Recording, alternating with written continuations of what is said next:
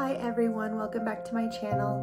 This video is a recipe video with creamy chickpea vegan pasta. I will provide a link to the recipe below in my description of the video, so please feel free to check it out.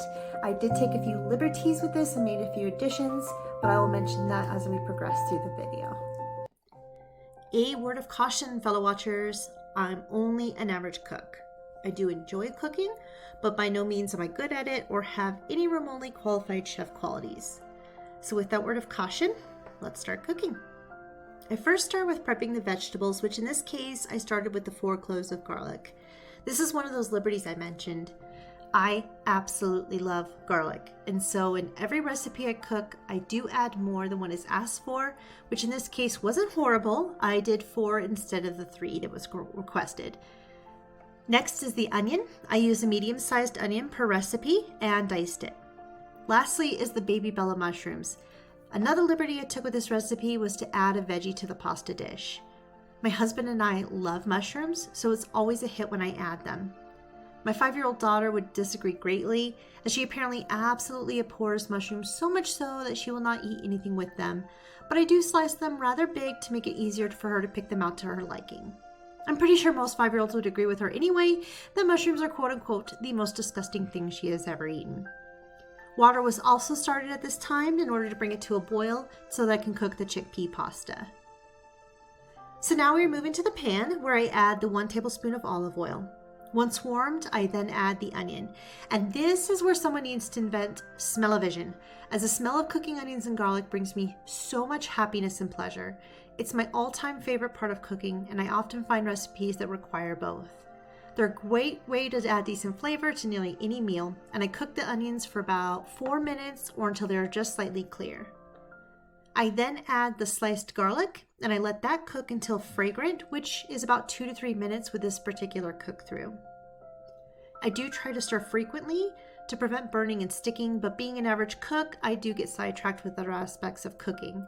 It's the one thing I'm trying to work on is to help myself organize so that I can prevent any burned food. While that garlic was cooking, I was taking to the next steps of creating the sauce thickening mixture. I did use plain water for this, but the recipe asks for either vegetable broth or water. With it being only 3/4 cup and the fact that I use vegetarian bouillon instead of a boxed vegetable broth, it requires whole other steps in order to get it to prepare. I instead just use the plain water, but don't let that fool you. The recipe was still very flavorful, and with the other added seasonings and spices, it tasted great even without it. I think adding the broth would definitely add a little bit more to the recipe, so I say do it if you'd like. But I can say for sure that it did go well over with my taste testers, i.e. husband and daughter. I mix the water with the requested flour and soy sauce, stirring to ensure that there are no clumps. I also add the thyme at this point to the onions and garlic only because I had forgotten to add it with the garlic. Like I stated, average cook, and so I do miss little steps throughout the recipe, and then quickly realize my mistake after having read the recipe again for the 11th time. The flour water mixture was then added slowly to the onion and garlic that's already in the pan. I have now added the almond milk, nutritional yeast, paprika, salt, and pepper.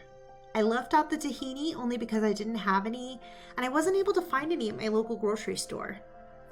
I stirred frequently to prevent sticking and let the whole mixture thicken up, which didn't take very long in my case. As the mixture was cooking and thickening, I did go and slice my baguette. Even on a diet, I do not cut out all carbs. My nutritionist even stated the rule I should follow in general is to have my plate be half vegetables, 1/4 carbs, and 1/4 protein. So with this meal, I wanted to have some bread to go with the pasta. And by using the chickpea pasta, I already lowered my carbs, so I didn't feel too guilty about having a baguette to go with it. After the bread is sliced, I simply toast it for about a few minutes in the oven at 450 degrees. So back to our pasta dish, I now add the Dijon mustard, giving it a good stir to combine it all. Once mixed well, I add the cooked chickpea pasta and mix until it is coated all over. You'll also see that it's not until now that I add the mushrooms. Again, I have questionable cooking skills, and I do forget steps that I add to a recipe because it's not written in the recipe that I'm trying so religiously to follow.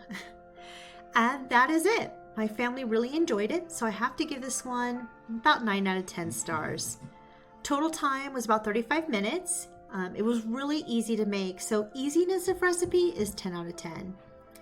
Even having breaks to prep the sauce and bread, it didn't burn, so I find that as a winning quality.